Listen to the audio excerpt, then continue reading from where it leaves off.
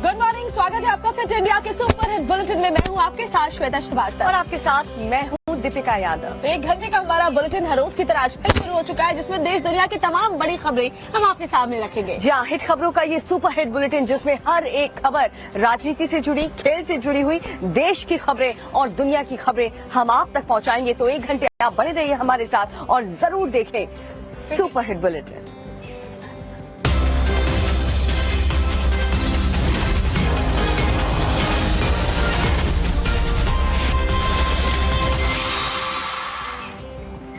वैसे देखा जाए श्वेता, तो दिल्ली का मौसम आज का बहुत प्यारा है। थोड़ा सा गर्मी से राहत मिलती हुई नजर आ रही है, लेकिन कल टाइम्स ऑफ भारत ने जो स्टिंग ऑपरेशन चलाया था, ऑपरेशन शीश महल, उसमें आपने देखा सियासत काफी गर्मा गई है। उसके बाद बहुत ज्यादा गर्मा गई है, क्योंकि टाइम्स ऑफ भारत ने खुद को आम आदमी का नुमाइंदा कहने वाले दिल्ली के मुख्यमंत्री अरविंद केजरीवाल के ऊपर जब ये बड़ा खुलासा किया, तो राजनीति में भी भूचाल किस तरीके से आ गया है वो आप इस रिपोर्ट में देख लीजिए।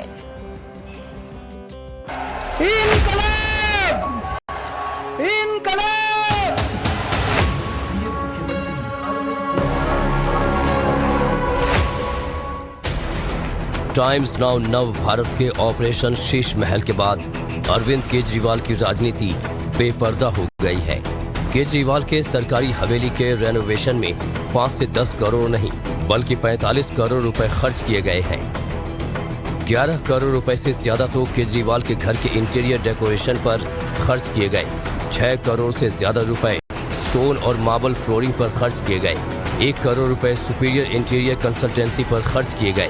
करीब 2.5 करोड़ रुपए इलेक्ट्रिकल फिटिंग गैजेट्स अप्लायंसेस पर खर्च किए गए। 2 करोड़ 85 लाख रुपए फायर फाइटिंग सिस्टम पर खर्च किए गए। करीब 1.5 करोड़ रुपए वार्डरोब एक्सेसरीज फिटिंग्स पर खर्च कर दिए गए। 1 करोड़ 10 लाख रुपए किचन पैंट्री किचन अप्लायंसेस पर खर्च कर दिए गए। ऑपरेशन शीश महल में जो खुलासे हुए हैं उसके बारे में जानकर लोग दंग रह गए हैं। आवास में लगे पर्दों की बात करें तो केवल पर्दे की कीमत ही करीब 1 करोड़ रुपए है।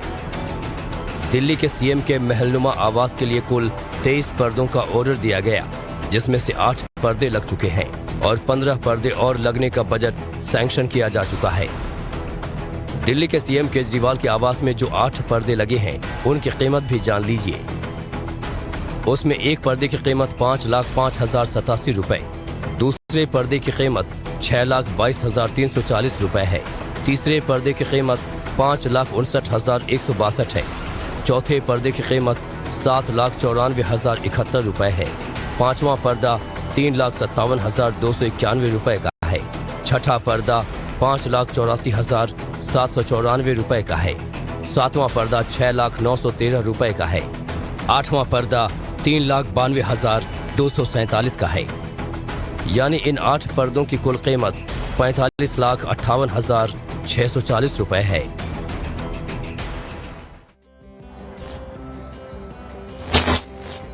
तो सवाल उठने तो लाजमी है दीपिका, क्योंकि जिस पार्टी की जो बुनियाद है वो भ्रष्टाचार के खिलाफ हुई थी, जिस पार्टी की बुनियाद ये कहकर रखी गई थी कि हम आम आदमी पार्टी के लोग हैं, अगर वहां ऐसे शीश महल बनाए जाएंगे तो जाहिर तौर पर कांग्रेस और बीजेपी तो हमलावर होगी ही, और बीजेपी ने पार्टी में डिफेंसिव मोड में आ गई। बिल्कुल, और बीजेपी ने इस पूरे मामले को लेकर के अरविंद केजरीवाल से इस्तीफे की मांग की और विपक्ष कह रहा है कि ऑपरेशन शीश महल के आने के बाद अरविंद केजरीवाल यानी कि आम आदमी पार्टी का चाल चरित्र उजागर हो चुका है। पूरी खबर आपको दिखाते हैं इस रिपोर्ट में।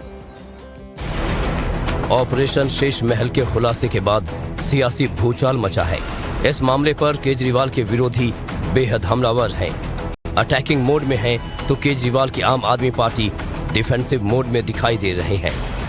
जिस प्रकार से इन्होंने जनता को भ्रमित किया है, जिस प्रकार से झूठे वादे दिए, ये सरकार पूरी तरीके से फेल है, भ्रष्टाचार में लिप्त है और इनको जनता को जवाब देना होगा। शीला जी 15 साल मुख्यमंत्री रही, शीला जी को मिला लें, उनके छियों के छियों मंत्रिमंडल सदस्यों को मिला लें, 15 साल के अंदर मिलाकर के 45 करोड़ खर्च नहीं किए होंगे इन्होंने जो है अपने खुद के अपने बंगले में। मुख्यमंत्री जी ने कहा जो अपनी पार्टी का नाम, जिसको ये आम आदमी पार्टी कहते हैं, ये सरकारी घर है। कोई अरविंद केजरीवाल ने अपने नाम पे प्रॉपर्टी तो करा नहीं ली, सरकारी मकान है, गवर्नमेंट एसेट है। जो मंत्री होता है, मुख्यमंत्री होता है, स्पीकर होता है, वो सरकारी निवास पे रहता है। ये कोई अरविंद केजरीवाल या उनके परिवार ने हड़प नहीं लिया मकान, अपने नाम पे रजिस्ट्री नहीं करा ली। इस मामले के खुलासे के बाद बीजेपी समेत तमाम विरोधी दल बेहद आक्रामक है और केजरीवाल पर निशाना साध रहे हैं। रिनोवेशन पर करोड़ों करोड़ का खर्चा, शराब घोटाला, भ्रष्टाचार की दलदल, तो ये अब उनके असली चेहरे खुल रहे हैं। पिछले कितने समय से ये कहते आ रहे हैं कि देश या फिर दिल्ली के प्रति उनकी कोई किसी तरीके की कोई प्रेम की भावना नहीं है। दिल्ली उनके लिए सिर्फ एक मिल्किंग काउ है। यहाँ से आप पैसा कमाइए, बाकी स्टेट्स में इलेक्शन लड़िए और दिल्ली की जनता को उनके हाल पे छोड़ दीजिए। इस 44 करोड़ 78 लाख से न जाने कितनी जिंदगियां बचाई जा सकती थी, लेकिन तब अरविंद केजरीवाल को जिंदगी बचाने के लिए सुध नहीं थी, अपना घर शीश महल बनाने में लगे हुए थे। और ऑपरेशन शीश महल के सामने आने के बाद अरविंद केजरीवाल की करनी और कथनी पर कई तरीके के सवाल खड़े हो रहे हैं। और ये जो ऑपरेशन हुआ है, ऑपरेशन शीश महल, जब से सामने आया, अलग अलग प्रतिक्रियाएं भी देश भर से सामने आ रही हैं। और दिल्ली की जनता तो खासतौर पर मुख्यमंत्री केजरीवाल से सवाल पूछ रही है कि सीएम आवास नहीं लेने वाले मुख्यमंत्री ने आखिर अपने आवास पर, उसके रेनोवेशन पर 45 करोड़ रुपए क्यों खर्च किए। ऑपरेशन शीश महल ही देख रहा हूँ। ये जो अरविंद केजरीवाल है, मैं करीब इसमें 4 साल से इसी आदमी को देख रहा हूँ। हम दिल्ली के ही रहने वाले हैं। दिल्ली में इतना बड़ा चोर मुख्यमंत्री अभी तक नहीं आया। देखो शीला दीक्षित भी थी, उन्होंने भी दिल्ली में 15 साल राज किया है। माना कि घपले हुए थे उनके राज में भी, लेकिन इतने नहीं हुए। शीश महल जो दिखा रहे हैं, जो दिखावा, जो खुद को अपने कट्टर माना, कहते थे मैं गाड़ी नहीं लूंगा, मैं बंगला नहीं लूंगा, मैं सिक्योरिटी नहीं लूंगा। आज अपने घर में करोड़ों रुपए के पर्दे, स्विमिंग पूल और इतनी लग्जरी गाड़ियां वो रहकर लाइफ स्टाइल देख रहा है। जो कहता था मैं गरीब के घर पे बैठ के वो करूंगा, रामलीला में मैदान खरीदना, बच्चों की कसम मैं ये नहीं लूंगा, बच्चों की कसम। बच्चों को भी मार रहा, बच्चों को कर रहा है और अपने बच्चों के लिए भी कुछ नहीं कर रहा। और दिल्ली की जनता को जब जरूरत थी, जब कोरोना काल था, इनके मंत्री ऑक्सीजन वैन घरों में लेकर बैठे थे और दिल्ली के लोगों के लिए घर में बैठ के कोई प्रयोजन नहीं बनाई, जहाँ तक अनुप्रयोजन बनाई, ई राशन कूपन बनाई, कोई इन्होंने फैल किया। 45 करोड़ का हिसाब किताब है, तो अगर ऑफिशियली 45 करोड़ है तो मान के लिए कि कम से कम डबल होगा ये। और 45 करोड़ वो रकम है कि इसमें एक स्टेट की जो है आप पूरी चुनाव के एक्सपेंसेस निकाल सकते हो आप। फिर दिखाया गया है पर्दे जो है 1 करोड़ के लगाए गए हैं। 1 करोड़ में तो बंदा दिल्ली में एक फ्लोर दे सकता है 200 गज का। ये वही केजरीवाल है जो भूखा बैठता था, चाय पिलाता था मैं इसे, जो धरने पे जंतर मंतर अन्ना हजारे के साथ बैठता, रात को चाय पिलाता था मैं। आज देखो आए, अगर मैं झूठ बोल रहा हूँ मैडम, मैं कह रहा हूँ झूठ बोल रहा हूँ, तो मुझे 420 में खुद बंद कराया, अगर उसकी वीडियो ना हो मेरे पास। रावण भी आया था, क्या कह के आया था सीता माँ को, यही साधु का बेस बनाया था और भिक्षाम देही साधु बन के और माँ सीता का हरण कर लिया। यह केजरीवाल वही कालनेमी और वही रावण है, अपने माया जाल में, विज्ञापन के माया जाल में फंसा के और दिल्ली को हर लिया। आज हमारा पेट काट लिया हमारे बच्चों का। पर्दा जो उठ जाएगा तो खेल खुल जाएगा। आज पूरी तरह से बेनकाब हो गए हैं अरविंद केजरीवाल जी, और आम जनता को जितना खून पसीने की जो कमाई थी, जो हम लोगों ने टैक्स पे दिया था, आज हमारे सपने चकनाचूर हो गए हैं। आज अरविंद केजरीवाल ने सब लोगों को ठग लिया है। केजरीवाल जी के 2 व्यक्ति तो पहले ही जेल में हैं दारू शराब के मामले के अंदर, और एक केजरीवाल जी को जेल करे और इस मकान को सीज करे, और पूरे देश की जनता आज जो देख रही है, पूरे देश को शर्मसार किया है। लग रहा है कि राजस्थान का मार्बल, मकराना का मार्बल पूरा ऑल ओवर वर्ल्ड में फेमस है, उसको तर्किनार करते हुए वियतनाम से करोड़ों रुपए का मार्बल मंगाया गया और मार्बल को मंगा के अपने घर में लगवाया गया और करोड़ों रुपए के पर्दे लगाए गए। ये शर्मसार है। रात खुल चुका है ऑलरेडी। मैं तो ये तरह से कहना चाहूंगा अपने भारत के प्रधानमंत्री श्री नरेंद्र मोदी जी से कि तुरंत प्रभाव से बुलडोजर चलाया जाए। तो जाहिर तौर पर इस बड़े खुलासे के बाद अब देश की राजनीति गर्मा गई है और दिल्ली में खासतौर पर आज कई बड़े प्रदर्शन भी होने वाले हैं। चलिए अब बात करते हैं कूच बिहार की, जहाँ पर पंचायत चुनाव को लेकर के टीएमसी के कार्यकर्ता आपस में ही भिड़ गए। जी हाँ, आपस में भिड़ गए। जो लोग साथ में काम करते थे वो एक दूसरे के खून के प्यासे बन गए। कैसे, इस खबर को आपको दिखाते हैं। मैदान में लोगों की भीड़ जमा है, बवाल हो रहा है, एक दूसरे से लोगों की झड़प हो रही है। तस्वीर है बंगाल के कूच बिहार की, जहां टीएमसी के कार्यकर्ता आपस में ही भिड़ गए, एक दूसरे की जान के दुश्मन बन बैठे।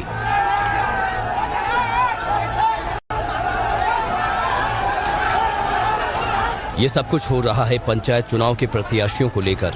टीएमसी के 2 गुटों में अपने अपने प्रत्याशियों को टिकट दिलवाने की होड़ लग गई। बैलेट बॉक्स के जरिए प्रत्याशियों के चयन की प्रक्रिया शुरू हुई। फिर इसी बीच बवाल मच गया। लोग मंच पर चढ़ गए, बैलेट बॉक्स को तोड़ दिया, वोट वाले पर्चे भी फाड़ दिए।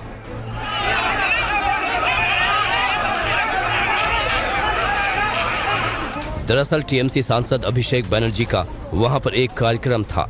ये मंच ठीक उसी बवाल के पहले का है, जब अभिषेक बनर्जी और टीएमसी के बाकी नेता मंच पर मौजूद थे। इस दौरान पंचायत चुनाव से पहले स्थानीय प्रत्याशी के चयन करने का फैसला अभिषेक बनर्जी ने अपने कार्यकर्ताओं पर छोड़ दिया, जिसके बाद बैलेट के माध्यम से प्रत्याशी चयन प्रक्रिया शुरू हुई। लेकिन बीच में बवाल बढ़ने पर कोई नतीजा नहीं निकल पाया। तो देखा चुनावी मौसम में किस तरीके से टीएमसी के जो कार्यकर्ता हैं वो आपस में ही भिड़ते हुए नजर आए, जिससे पार्टी के लिए मुश्किलें और बढ़ती हुई नजर आ रही है। इधर कोच्चि की बात करते हैं तो वहां की किस्मत जरूर बदल गई है, क्योंकि कल प्रधानमंत्री नरेंद्र मोदी ने वाटर मेट्रो की सौगात वहां पर दी है। चलिए आपको इस रिपोर्ट के जरिए दिखाते हैं ये वाटर मेट्रो दिखती कैसी है। प्रधानमंत्री मोदी ने मंगलवार को केरल की राजधानी तिरुवनंतपुरम के साथ कोच्चि को भी बड़ा तोहफा दिया। पीएम ने कोच्चि को देश का पहला वाटर मेट्रो समर्पित किया, जो 10 आइलैंड्स को कनेक्ट करेगा। कोच्चि शहर के वो तमाम अलग अलग जो आइलैंड है, 10 आइलैंड है, उनको कनेक्ट करने के लिए इस मेट्रो की परिकल्पना की गई थी। और उसका एक साकार रूप आप देखिए कि कैसे आप ऐसे इंटरेस्ट करेंगे और इसके बाद नॉर्मल यहाँ से आप चेक करने के बाद आप इससे वॉक इन करेंगे और आपको इस तरह के बोट्स मिलेंगे। और ये बोट्स आपको अलग अलग डेस्टिनेशंस पे इस जेटी से होकर बहुत आराम से, बहुत आसानी से आप यहाँ पे इंटरेस्ट करेंगे और इसके बाद आप सीधे पहुंचेंगे इस बोट पे। और इस बोट के सहारे जो अलग अलग आइलैंड आपको नजर आ रहे हैं, आप उन आइलैंड पे चले जाएंगे। इस खास मेट्रो को बनाने में करीब 1137 करोड़ रुपए की लागत आई है। लोग अभी इस सेवा का इस्तेमाल सुबह 7 बजे से कर सकेंगे और इसका टिकट भी बहुत ज्यादा महंगा नहीं है। ये सुबह 7 बजे से इसकी सेवाओं की शुरुआत होगी और रात 8 बजे तक इसकी सेवाओं का लोग आनंद उठा सकते हैं। और अगर आप इसकी कीमत की बात करें, किराए की बात करें, तो मिनिमम एक डेस्टिनेशन का आपको 20 रुपए का किराया लगेगा। लेकिन आप अलग अलग डेस्टिनेशन पे ट्रैवल करेंगे सो वो किराया उसी मुताबिक आपको बढ़ते जाएगा। बता दें कि ये वाटर मेट्रो बैटरी से चलती है और महज 15 मिनट में चार्ज भी हो जाती है। एडवांस टेक्नोलॉजी के साथ साथ ये इको फ्रेंडली भी है। दिव्यांगों के लिए इसमें हर तरह की सुविधाएं दी गई हैं। और ये सबसे अच्छी चीज है कि ये बैटरी ऑपरेटेड है और बहुत ही आधुनिक मॉडर्न लिथियम बैटरी से चलता है और 15 मिनट मात्र समय से इसे चार्ज किया जा सकता है और 1 घंटे की चार्जिंग के लिए ये पूरा एक्टिवेट हो जाएगा। और इस तरह के तमाम सिटिंग अरेंजमेंट दिए गए हैं और यहाँ पे एक तरह से पब्लिक स्पेस क्रिएट किया गया है जहाँ लोग यहाँ से यात्रा कर सकते हैं। वाकई प्रधानमंत्री नरेंद्र मोदी ने कोच्चि को ये बेहतरीन सौगात दी है, जिसमें लोग इस वाटर बोट का मजा ले पाएंगे और साथ ही एसी में बैठकर इसका लुत्फ भी उठा पाएंगे। बिल्कुल। और जब बात हो चुकी है प्रधानमंत्री नरेंद्र मोदी की, तो आपको बता दें कि कल वो दमन में थे, जहां पर दमदार रोड शो हुआ। और क्या कुछ हो रहा है देश में, देश की खबरें 2 मिनट में आपको दिखाते हैं। प्रधानमंत्री मोदी ने केंद्र शासित प्रदेश दादरा एवं नगर हवेली और दमन एवं द्वीप में 4,800 करोड़ की सौगात देने के बाद देर शाम दमन में 16 किलोमीटर लंबा रोड शो किया। पीएम ने खुली गाड़ी में 16 किलोमीटर का ये रोड शो किया। इस रोड शो में बड़ी संख्या में लोग उनका स्वागत करने के लिए जमा हुए। पीएम ने भी लोगों का अभिवादन स्वीकार किया। रोड शो दमन हवाई अड्डे से शुरू हुआ और देवका क्षेत्र में संपन्न हुआ। राष्ट्रीय मानवाधिकार आयोग ने उत्तरी दिनाजपुर मामले पर स्वतः संज्ञान लिया और बंगाल सरकार को नोटिस जारी किया। इस मामले में एनएचआरसी ने कहा कि अगर ये घटना सही है तो ये मृतक पीड़ित लड़की के गरिमा के अधिकार के उल्लंघन का गंभीर मुद्दा है। आयोग ने बंगाल के मुख्य सचिव और डीजीपी से 6 हफ्ते के भीतर विस्तृत रिपोर्ट मांगी है। एनएचआरसी ने कहा है कि किसी व्यक्ति का मानव अधिकार मौत के बाद खत्म नहीं होता है। दिल्ली शराब घोटाला मामले में आज अहम दिन है। दिल्ली के पूर्व डिप्टी सीएम मनीष सिसोदिया की जमानत पर आज सुनवाई होनी है। दिल्ली हाईकोर्ट में सिसोदिया की जमानत अर्जी पर सुनवाई होगी। ये मामला सीबीआई के केस से जुड़ा है। सीबीआई और ईडी दोनों इस मामले की छानबीन कर रही है। इससे पहले बेल का विरोध करते हुए सीबीआई ने कहा था कि मनीष सिसोदिया के बयान उनके खिलाफ मिले सबूतों से मेल नहीं खाते। सूडान में फंसे भारतीयों को वापस लाने के लिए ऑपरेशन कावेरी शुरू हो चुका है। सीज फायर लागू होने के बाद भारत ने इस अफ्रीकी देश में फंसे अपने लोगों का रेस्क्यू अभियान शुरू कर दिया है। इस अभियान के तहत भारतीयों का पहला जत्था, जिसमें 278 लोग शामिल हैं, वो पोर्ट सूडान से निकल चुका है। सूडान में करीब 3000 भारतीयों को निकालने के लिए ये मिशन शुरू किया गया है। मुंबई के पास पनवेल में बस पलटने से हुए हादसे में एक शख्स की मौत हो गई, जबकि 22 से ज्यादा लोग घायल हो गए। हादसे के वक्त बस में करीब 38 यात्री सवार थे। बताया गया कि बस ड्राइवर की गलती की वजह से यह हादसा हुआ। सभी घायलों को इलाज के लिए पास के अस्पताल में भर्ती करवा दिया गया, जहां घायलों की हालत में पहले से सुधार है। और खबर राजधानी दिल्ली से, जहां पर कंझावला केस की याद एक बार फिर से ताजा हो चुकी है। ऐसा हम इसीलिए कह रहे हैं क्योंकि एक बार फिर से बेकाबू कार ने तेज रफ्तार के साथ किसी को रौंदा है। बिल्कुल, इस कार सवार ने न सिर्फ इस रिक्शा वाले को रौंदा, बल्कि उसको काफी दूर तक अपने साथ घसीटते हुए भी ले गई। ये पूरा वाकया जब आप देखेंगे तो दहल उठेंगे। दिल्ली के फिरोज शाह इलाके में बीती रात सड़क हादसे की रोंगटे खड़े कर देने वाली खबर सामने आई। एक तेज रफ्तार कार ने सामान ढोने वाले एक रिक्शा चालक को टक्कर मार दी। जो सामान ढोने वाला रिक्शा होता है, वो रिक्शा चलाने वाला जो रिक्शा चालक था, वो यहाँ से जा रहा था और अचानक से एक स्विफ्ट गाड़ी जो आती है, एक युवा जो है उसमें बैठा हुआ था, वो गाड़ी चला रहा था और वो टक्कर मारता है। ये देखिए, आप सामने की तरफ देखिए, आप ये रिक्शा आपको नजर आ रहा होगा, हाँ ये ठेला आपको नजर आ रहा होगा, रेडी जिसे चलाया जाता है। आरोप है कि एक्सीडेंट होने के बाद आरोपी कार ड्राइवर ने गाड़ी नहीं रोकी और वो रिक्शा चालक को घसीटते हुए काफी दूर तक ले गया। लेकिन रिक्शा वाला जो था वो उस गाड़ी में फंस गया और गाड़ी में फंसने के बाद में जो मंडी हाउस की तरफ जो है रास्ता जाता है, तकरीबन लगभग 300 मीटर तक वो गाड़ी के अंदर फंसा हुआ, घसीटता हुआ चला गया। इसलिए हम इसको कंझावला पार्ट 2 कह रहे हैं कि नई दिल्ली इलाके में भी एक व्यक्ति का एक्सीडेंट होता है और वो अचानक से गाड़ी के नीचे आ जाता है और घसीटते हुए लगभग 300-350 मीटर चला जाता है। फिलहाल रिक्शा चालक को पास के ही आरएमएल अस्पताल में भर्ती करा दिया गया है और गाड़ी चलाने वाले को पुलिस ने अपनी हिरासत में ले लिया है। यहाँ पर वो दबा हुआ था। आगे आने के बाद में इस बत्ती में पुलिस होती है। आप सामने की तरफ देख सकते हैं कि दिल्ली पुलिस आपको नजर आ रही होगी। यहाँ पर पुलिस ने गाड़ी को रोकने की कोशिश की, लेकिन ये गाड़ी यहीं नहीं रुकी, गाड़ी थोड़ा पीछे रुकी और जहां पर गाड़ी रुकी है वो आप देख सकते हैं कि जहां पर गाड़ी रुकी थी वहां पर आपको खून के निशान आपको नजर आ रहे होंगे। चलिए अब लौटते हैं सियासी खबरों की तरफ। मिशन कर्नाटक में लगी हुई भारतीय जनता पार्टी अब हुबली का दुर्ग बचाने में जुटी हुई है। जी हाँ, बीजेपी से बगावत करने वाले जगदीप शेट्टार जो हैं, उनके लिए बीजेपी ने एक नई रणनीति बनाई है और इस रणनीति के जरिए येदियुरप्पा जो है वो जगदीप शेट्टार को हराने का दावा भी कर रहे हैं। पूरी खबर इस रिपोर्ट में।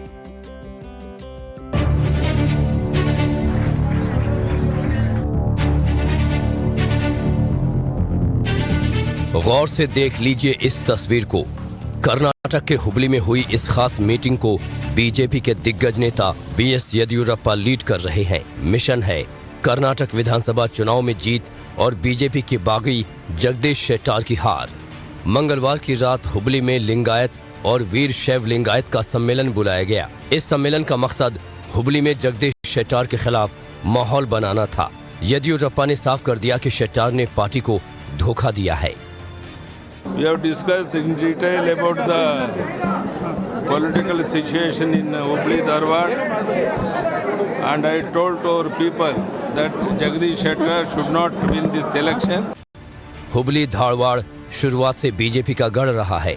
हुबली सेंट्रल की सीट से जगदीश शेट्टार लगातार 6 बार बीजेपी के विधायक के तौर पर जीते रहे हैं।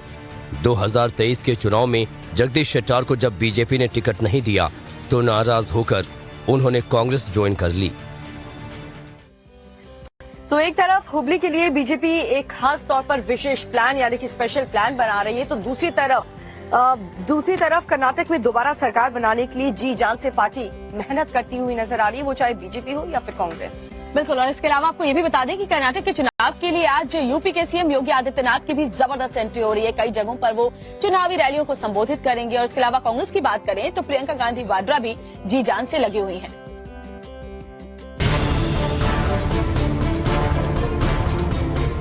कर्नाटक चुनाव के लिए जोर आजमाइश जारी है। बीजेपी और कांग्रेस के स्टार नेता जनता के बीच पहुंच रहे हैं और उनसे वोट मांग रहे हैं।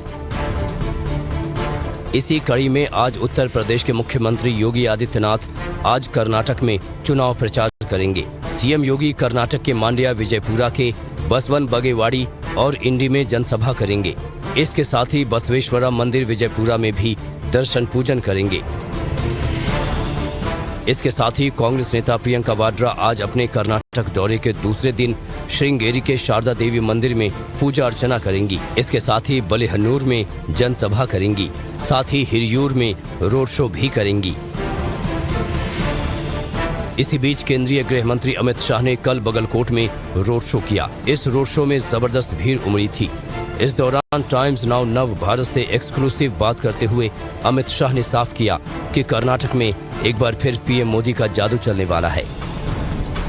100% भारतीय जनता पार्टी की पूर्ण बहुमत की सरकार बनने जा रही है। यहाँ पर मोदी जी की लोकप्रियता आसमान को छू है। इसके साथ ही कांग्रेस नेता प्रियंका वाड्रा ने कृष्णा राजनगर में रोड शो किया और लोगों से वोट मांगी। तो जहां योगी आदित्यनाथ आज मिशन कर्नाटक का आगाज करने जा रहे हैं, वहीं अगर अतीक अशरफ शूट आउट की बात करें तो उसमें भी जांच टीम तेजी के साथ आगे बढ़ रही है। जी हाँ, आज जो जांच टीम है वो उन पत्रकारों से सवाल पूछने वाली है जब हत्या के वक्त जो पत्रकार वहां पर मौजूद थे।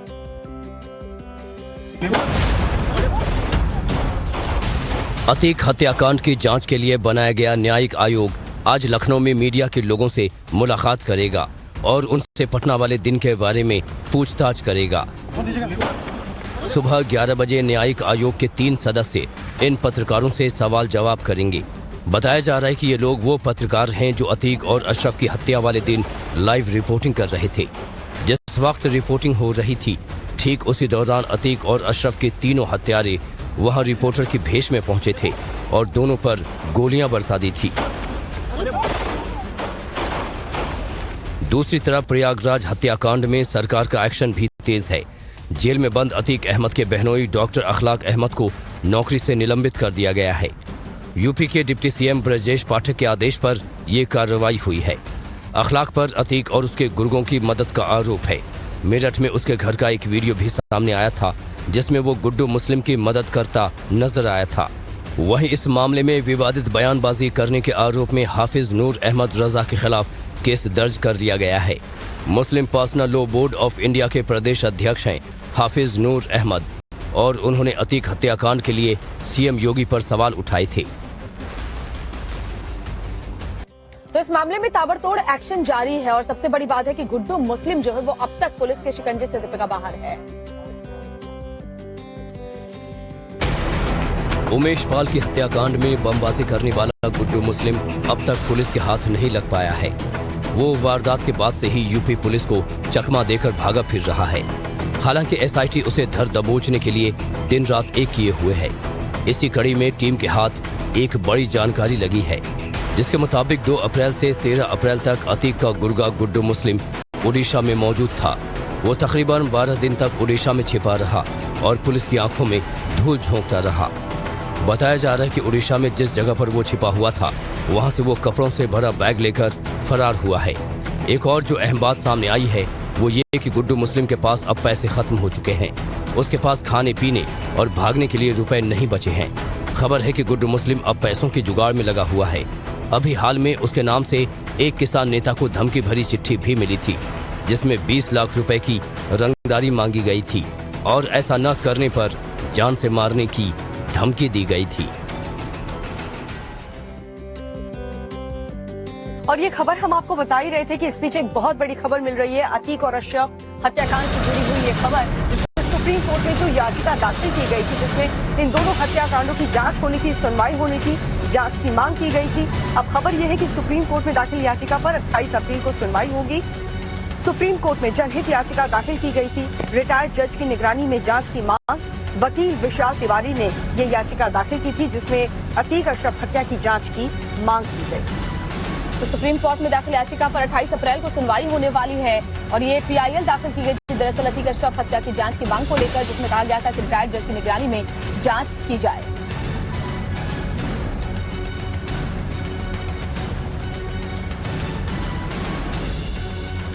अतीक अशरफ हत्याकांड को लेकर के जांच की मांग की गई। थी, जिसको लेकर के अब ये मामला सुप्रीम कोर्ट पहुंचा, याचिका दाखिल हुई। अब 28 अप्रैल को ये सुनवाई होने वाली। चलिए, इस बीच एक और बड़ी खबर आ रही है, ब्रेकिंग न्यूज आ रही है, वो भी आपको बताते हैं। बड़ी खबर गुरुग्राम से इस वक्त आ रही है, जहां एक बार फिर गौ तस्करी का मामला सामने आया है। जी हाँ, बड़ी खबर ये कि 20 किलोमीटर तक गौ तस्करों का पुलिस ने पीछा किया और फिर उन्हें आखिरकार पकड़ लिया गया। इस दौरान गौ तस्करों ने टोल बूथ को भी उड़ा दिया। उनके करतूत सीसीटीवी कैमरे में रिकॉर्ड हो गई है, ये बड़ी खबर। दिल्ली मुंबई एक्सप्रेसवे पर पशुओं से भरा ट्रक दौड़ता रहा और उसके पीछे भी गुरुग्राम टास्क फोर्स और गौ रक्षकों की टीम दौड़ती रही। तो ये तस्वीरें हम आपको दिखा रहे हैं, जहां 20 किलोमीटर तक का दूरी नापने के बाद इन गौ तस्करों को पुलिस ने इनका पीछा किया, उन्हें पकड़ा गया। इस दौरान गौ तस्कर भागने में इस तरीके से मशगूल रहे कि उन्होंने जो टोल बूथ रास्ते में पड़ा उसको भी उड़ा दिया। और ये पूरी उनकी जो करतूत है वो सीसीटीवी कैमरे में रिकॉर्ड हो गई। और ये पहली मर्तबा नहीं है जब इस तरह का मामला सामने आया है। गुरुग्राम में गौ तस्करी बहुत तेजी के साथ की जाती है और गौ रक्षक जो है और साथ ही पुलिस की टीम हमेशा उन पर नकेल कसने की तैयारी में लगी रहती है। और ऐसे ही एक बार फिर से तस्वीर सामने आई है, जहां 20 किलोमीटर तक गौ तस्करों का पुलिस ने पीछा किया, उन्हें पकड़ा गया और इस दौरान टोल बूथ को भी उन्होंने उड़ा दिया। दिल्ली मुंबई एक्सप्रेसवे पर पशुओं से भरा ट्रक इसी तरीके से दौड़ रहा था और उसके पीछे गुरुग्राम टास्क फोर्स और गौरक्षकों की टीम थी। मोहित ओम इसके पास अभी चलते हैं, हमारे सहयोगी हमारे साथ जुड़ गए हैं।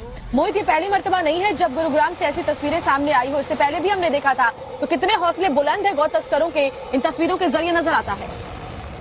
देखिए, गौकशी का एक मुख्य जगह बन चुकी है मेवात, जो गुड़गांव से थोड़ी आगे है, गुड़गांव रीजन में पड़ती है और वहां से ये गौ तस्कर लगातार निकलते हैं और ये पुलिस के लिए एक बड़ी चुनौती है।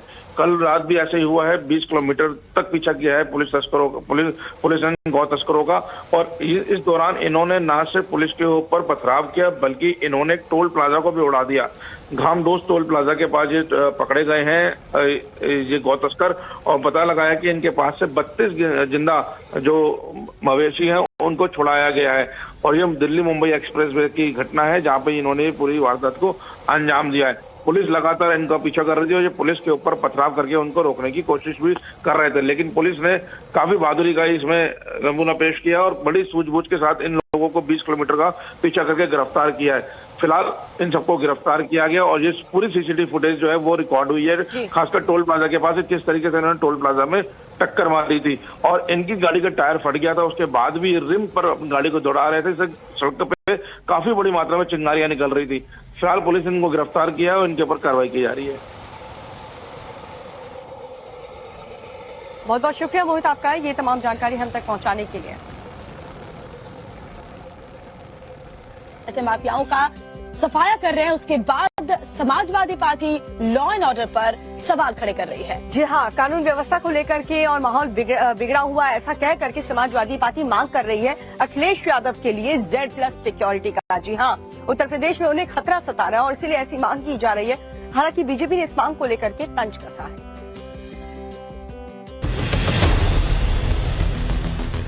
यूपी में माफिया अतीक और अशरफ की मौत का मामला थमता नजर नहीं आ रहा है। माफिया के मिट्टी में मिलने के बाद जहां एक ओर इस पर राजनीति तेज है, तो वहीं दूसरी ओर इस घटना के बाद समाजवादी पार्टी ने एसपी प्रमुख अखिलेश यादव के लिए Z+ सुरक्षा की मांग की है।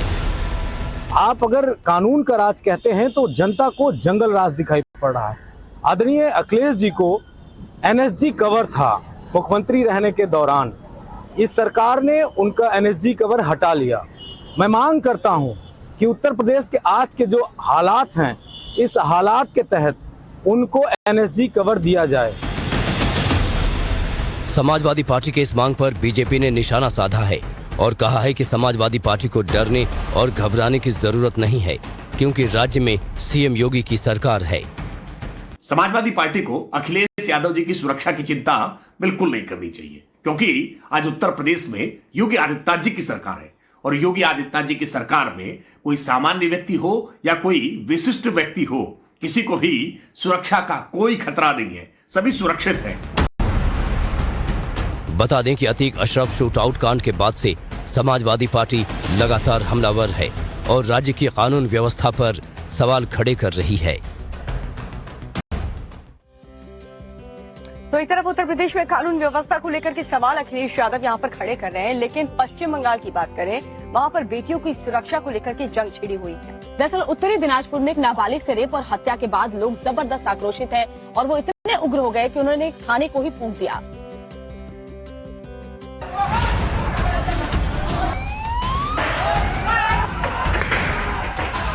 पश्चिम बंगाल के उत्तरी दिनाजपुर में नाबालिग से रेप और मर्डर के मामले में हंगामा शांत नहीं हो रहा।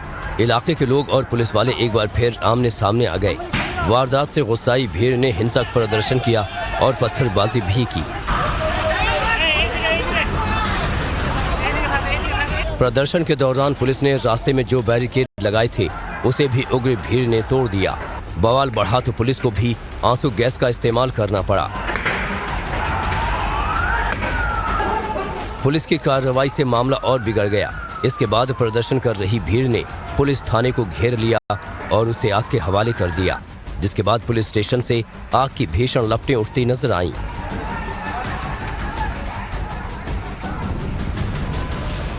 वारदात के बाद से सड़क पर हो रहे इस उग्र प्रदर्शन से अब तक काफी नुकसान पहुंच चुका है। प्रदर्शनकारियों की मांग है कि पूरे मामले की जांच सीबीआई से कराई जाए। दरअसल पिछले हफ्ते उत्तरी दिनाजपुर में एक नाबालिग लड़की का शव एक तालाब में मिला था। लड़की एक रात पहले से लापता थी। पीड़ित परिवार का कहना है कि लड़की का रेप कर उसकी हत्या कर दी गई। लड़की अनुसूचित जनजाति की थी।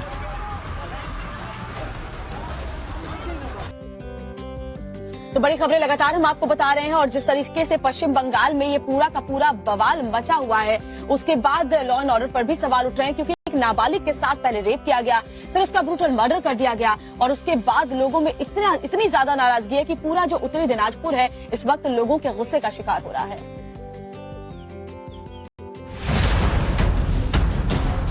वारिस पंजाब डे संगठन के मुखिया अमृतपाल सिंह की गिरफ्तारी के बाद केंद्र सरकार भी एक्शन मोड में आ गई है। खबर है कि पंजाब सरकार ने ऑपरेशन अमृतपाल से जुड़ी रिपोर्ट केंद्र सरकार को भेज दी है। केंद्र सरकार ने पंजाब सरकार से इस पूरे मामले पर रिपोर्ट तलब की थी। अपनी रिपोर्ट में पंजाब सरकार ने ऑपरेशन अमृतपाल के तहत अब तक गिरफ्तार किए गए और अमृतपाल की मदद करने वाले सभी लोगों की जानकारी दी है। अमृतपाल सिंह की लोकेशन मूवमेंट की रिपोर्ट भी गृह मंत्रालय ने देने को कहा था, जो दे दी गई है। इसके साथ साथ अमृतपाल विदेश में बैठे कौन कौन से लोगों के संपर्क में था, इसकी जानकारी भी रिपोर्ट के जरिए केंद्र सरकार से साझा की गई है। उधर एनआईए ने भी इस संबंध में अपनी प्रारंभिक जांच रिपोर्ट गृह मंत्रालय को सौंप दी है। सूत्रों के मुताबिक एनआईए ने अपनी शुरुआती रिपोर्ट में अमृतपाल सिंह के पाकिस्तान के खुफिया एजेंसी आईएसआई से संबंध और विदेशी फंडिंग का जिक्र किया है। अमृतपाल सिंह की लोकेशन मूवमेंट की रिपोर्ट भी गृह मंत्रालय ने देने को कहा था, जिसके बाद मंगलवार को पंजाब सरकार ने पूरा रिकॉर्ड केंद्रीय गृह मंत्रालय को सौंप दिया है। और ऑपरेशन अमृतपाल की जो रिपोर्ट है वो तो केंद्रीय सरकार को एक तरीके से सौंप दी गई है, लेकिन गुजरात की लॉरेंस बिश्नोई को लेकर के एक कुंडली एटीएस की टीम अब तैयार कर रही है। दरअसल 14 दिन के रिमांड में बिश्नोई और ऐसे में जो स्मगलिंग को लेकर के सवाल जवाब है उससे बिश्नोई का सामना हो रहा है। गुजरात एटीएस को सीमा पार से ड्रग्स की तस्करी मामले में गैंगस्टर लॉरेंस बिश्नोई की रिमांड मिल गई। कच्छ की नलिया कोर्ट ने गुजरात एटीएस को बिश्नोई की 14 दिनों की रिमांड दी। गुजरात एटीएस की ओर से कोर्ट से 14 दिन के रिमांड की मांग की गई थी। लॉरेंस बिश्नोई को नलिया कोर्ट में पेश किया गया था और एटीएस गुजरात ने उनका 14 दिन का रिमांड डिमांड किया था और 14 दिन के रिमांड के बाद कोर्ट ने उनका 14 दिन का ही रिमांड मंजूर किया है। 9/5/2023 को दोपहर को 3:30 को उनको फिर से नलिया कोर्ट में पेश किया जाएगा। एटीएस ने गैंगस्टर से पिछले साल सितंबर में गुजरात तट पर अरब सागर में पाकिस्तान की एक मछली पकड़ने की नाव से 200 करोड़ रुपए से ज्यादा कीमत की 40 किलो हेरोइन जब्त की थी और इसी मामले में एटीएस लॉरेंस बिश्नोई की भूमिका के बारे में उससे पूछताछ करना चाहती है। बिश्नोई को राज्य एटीएस ने ट्रांजिट रिमांड पर कच्छ लाया था। दिल्ली की पटियाला हाउस कोर्ट ने 2 दिन पहले तिहाड़ जेल में बंद बिश्नोई की ट्रांजिट रिमांड गुजरात एटीएस को दी थी। उसकी हिरासत मिलने के बाद एटीएस की टीम उसे लेकर कच्छ पहुंची और मंगलवार को उसे मजिस्ट्रेट के सामने पेश किया। और बढ़ते अगली खबर की तरफ जो राजस्थान से है, जहां जोधपुर में राजस्थान सरकार के इशारे पर पाकिस्तान से आए हिंदू परिवारों के आशियाने को उजाड़ दिया गया है। जहाँ इस एक्शन के बाद हिंदू परिवार सड़क पर आ गए हैं। वो कह रहे हैं कि सरकार ने ही हमारा आशियाना बनाया और उन्होंने ही उजाड़ दिया। राजस्थान के जोधपुर में पाकिस्तान से जो लोग अपनी जान बचाकर आए और बसे, उनके आशियानों पर बुलडोजर चला दिया गया। जोधपुर विकास प्राधिकरण ने इन लोगों के घरों को बुलडोजर से तोड़ दिया। वीडियो में देखा जा सकता है कि चारों तरफ अफरा तफरी का माहौल है। लोग दुखी और परेशान हैं।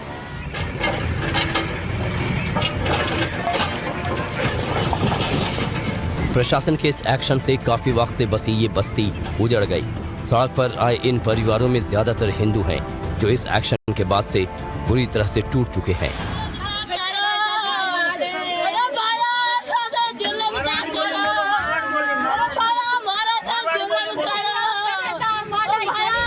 प्रशासन का कहना है कि कार्रवाई अतिक्रमण हटाने के लिए की गई। वहीं पीड़ित हिंदुओं का कहना है कि उन्होंने ये जमीन खरीदी थी। सरपंच साहब ने जिसने बेचे, सरपंच साहब को यहाँ बुलाया जाए और ये गरीबों को बचाया जाए। सरपंच ने बेचे, सरपंच जाहिर क्यों नहीं हो रहा है? सरपंच जाहिर क्यों नहीं? सरपंच को यहाँ लाओ, अपने लिए नहीं बेचने के। पाकिस्तान में हिंदुओं पर अत्याचार की बातें किसी से छिपी नहीं हैं। ये लोग वहां से भागकर राजस्थान के जोधपुर के पास चोखा गांव में घर बनाकर रह रहे थे। बताया गया कि इन परिवारों में ज्यादातर लोगों के पास भारत में रहने के लिए लॉन्ग टर्म वीजा है, लेकिन अब तक इन्हें भारत की नागरिकता हासिल नहीं हुई है। तो पाकिस्तानी हिंदू शरणार्थियों के लिए वाकई में ये जो खबर है बहुत दुखद है। इनके लिए कुछ जरूर होना चाहिए, लेकिन दूसरी तरफ राहुल गांधी जो अपनी सियासी जमीन मजबूत करने पर फोकस कर रहे हैं, ना कि इन लोगों पर। तो राहुल गांधी क्योंकि जैसे उनको सजा मिली है मोदी सरनेम को लेकर के, उसके खिलाफ अब गुजरात हाईकोर्ट वो पहुंच चुके हैं और उम्मीद है कि इस पूरे मामले को लेकर के कल सुनवाई हो सकती है। मोदी सरनेम को दिया बयान कांग्रेस नेता राहुल गांधी के गले की फांस बन गया है। इस मामले में मिली सजा पर रोक के लिए राहुल ने गुजरात हाईकोर्ट का दरवाजा खटखटाया है। निचली अदालत के फैसले को राहुल ने हाईकोर्ट में चुनौती दी है।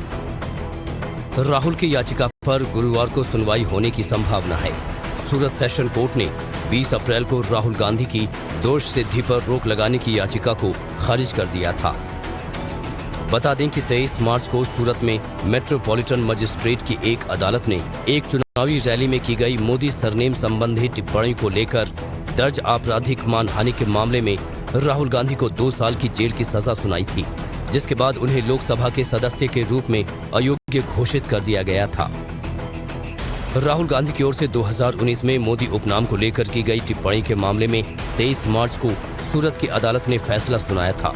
कोर्ट ने उन्हें धारा 504 के तहत 2 साल की सजा सुनाई थी। तो राहुल गांधी को राहत मिलेगी या नहीं, ये तो कल की सुनवाई के बाद ही पता चलेगा। लेकिन दिल्ली में आज कुछ खूब घमासान होने वाला है दीपिका, क्योंकि एमसीडी के लिए मेयर का चुनाव होने वाला है। बिल्कुल, मेयर चुनाव को लेकर के हम देख सकते हैं कि बीजेपी और आम आदमी पार्टी के बीच घमासान होना तय है, क्योंकि पिछली बार भी यही हुआ था। हालांकि आम आदमी पार्टी ने शैली ओबेरॉय और बीजेपी ने किस कैंडिडेट को मैदान में उतारा है और पूरी खबर है क्या, इस रिपोर्ट में आपको दिखाते हैं। दिल्ली नगर निगम के लिए आज का दिन बेहद खास है। आज एक बार फिर मेयर का चुनाव होना है। माना जा रहा है कि आज एक बार फिर बीजेपी और आम आदमी पार्टी के बीच बड़ा संघर्ष दिख सकता है।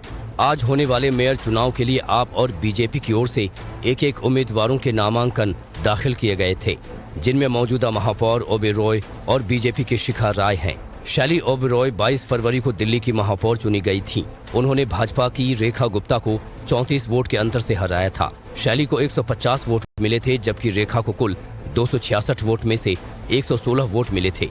नए महापौर के चुनाव तक ओबेरॉय पद पर बनी रहेंगी।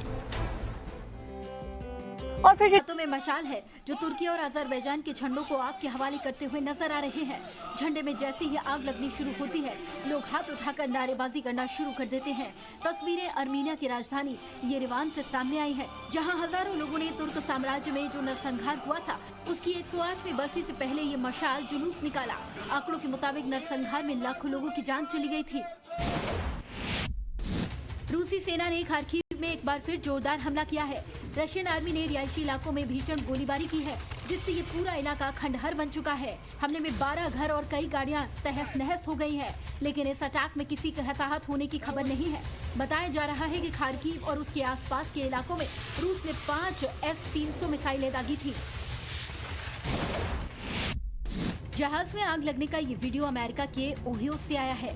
बताया जा रहा है टेक ऑफ के बाद फ्लाइट से एक पक्षी टकरा गया, जिससे प्लेन के इंजन में आग लग गई। हादसे के बाद प्लेन 20 मिनट तक हवा में उड़ता रहा, क्योंकि किसी वजह से फ्लाइट को एयर ट्रैफिक कंट्रोलर से लैंडिंग की परमिशन नहीं मिली थी। फिर जॉन ग्लेन एयरपोर्ट पर प्लेन की इमरजेंसी लैंडिंग करवाई गई और सभी यात्रियों को सुरक्षित रेस्क्यू कर लिया गया। वीडियो लंदन के मशहूर टावर ब्रिज का है, जहां हजारों लोगों की भीड़ मौजूद है। लोग एक साथ ब्रिज पर मैराथन दौड़ रहे हैं, लेकिन ये तस्वीरें इसलिए ज्यादा खास है क्योंकि 2019 के बाद पहली बार इस मैराथन का आयोजन किया गया है। क्लाइमेट एक्टिविस्ट की प्रदर्शन को देखते हुए पुलिस हाई अलर्ट पर थी, लेकिन बिना किसी रुकावट के मैराथन का सफल आयोजन हुआ। ये सभी प्रवासी उत्तरी अफ्रीकी देश के हैं जो समंदर के रास्ते यूरोप में दाखिल हो रहे थे, लेकिन ट्यूनीशिया कोस्ट गार्ड ने इन्हें बीच में ही रोक दिया। सभी 372 प्रवासियों को अंतर्राष्ट्रीय जल सीमा में ले जाकर बेरंग लौटा दिया गया। ट्यूनीशिया ने अपने देश में अफ्रीकियों की बढ़ती तादाद को देखते हुए ये कदम उठाया। बता दें कि ट्यूनीशिया की सरकार पर अफ्रीकी लोगों के साथ नस्ल भेद और दोयम दर्जे का बर्ताव करने का भी आरोप लग चुका है। दक्षिण कश्मीर के अनंतनाग में सोमवार की शाम आतंकवादियों ने एक कपड़ा दुकान के मालिक पर हमला कर दिया। आतंकवादियों ने अकीब अहमद डार को गोली मार दी, जिसमें वो घायल हो गया। अकीब के परिवार ने उसे बिजबिहाड़ा अस्पताल पहुंचाया, जहां उसे जिला अस्पताल अनंतनाग रेफर कर दिया गया। आतंकवादियों की गिरफ्तारी के लिए पूरे इलाके की घेराबंदी कर तलाशी अभियान चलाया जा रहा है। सीबीआई ने पेट्रोलियम बिजनेस कंपनी गेल के पूर्व निदेशक ES रंगनाथन के खिलाफ केस दर्ज किया है। उन पर आरोप है कि उन्होंने 2017 से 2022 के दौरान कथित तौर पर 4 करोड़ 82 लाख रुपए से ज्यादा की संपत्ति अर्जित की। अधिकारियों ने बताया है कि रंगनाथ को बीते साल जनवरी में भी गिरफ्तार किया गया था। एक 4 साल के बच्चे के गले में सीटी फंस गई, जिसके बाद दिल्ली एम्स में उस बच्चे को इलाज के लिए भर्ती किया गया। एम्स के डॉक्टरों ने सफल सर्जरी कर न सिर्फ बच्चे के गले से सीटी बाहर निकाली, बल्कि उसकी जान भी बचाई। बताया गया है कि सीटी बच्चे की सांस की नली में फंस गई थी। वो जब भी सांस लेता तो सीटी बजने की आवाज आती। गुजरात के सूरत से एक दिल दहला देने वाली तस्वीर सामने आई है। वहां पर सड़क पर चल रहे एक शख्स को अचानक दिल का दौरा पड़ गया, जिसके बाद उसकी मौत हो गई। आसपास के लोग उसे नीचे गिरता देख उसकी तरफ भाग कर गए। उसकी हालत को देखकर वो तुरंत उसे अस्पताल ले गए, लेकिन तब तक वो दम तोड़ चुका था। मरने वाले शख्स की उम्र 42 साल बताई गई है। यूपी की 10वीं और 12वीं के बोर्ड के रिजल्ट आज घोषित किए जाएंगे। उत्तर प्रदेश शिक्षा परिषद ने इस बात की जानकारी दी है, जिसके मुताबिक आज 1:30 पर हाई स्कूल और इंटर का रिजल्ट जारी किया जाएगा। प्रयागराज के मुख्यालय से रिजल्ट जारी होगा।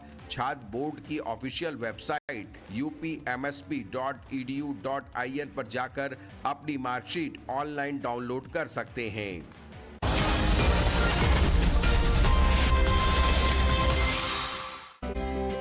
और ब्रेक के बाद एक बार फिर से आप सभी का स्वागत है फिट इंडिया की सुपरहिट बुलेटिन में। तमाम राजनीतिक खबरों के बीच पंजाब से एक दुखद खबर, जिसमें 5 बार पंजाब के मुख्यमंत्री रहे उनका निधन 95 साल की उम्र में हो चुका है। जी, हम बात करें प्रकाश सिंह बादल की, जिन्होंने मोहाली के एक अस्पताल में आखिरी सांस ली। उनका अंतिम संस्कार किया जाएगा आज। और आपको ये भी बता दें कि सरकार ने उनके निधन पर 2 दिन के राष्ट्रीय शोक की घोषणा की है।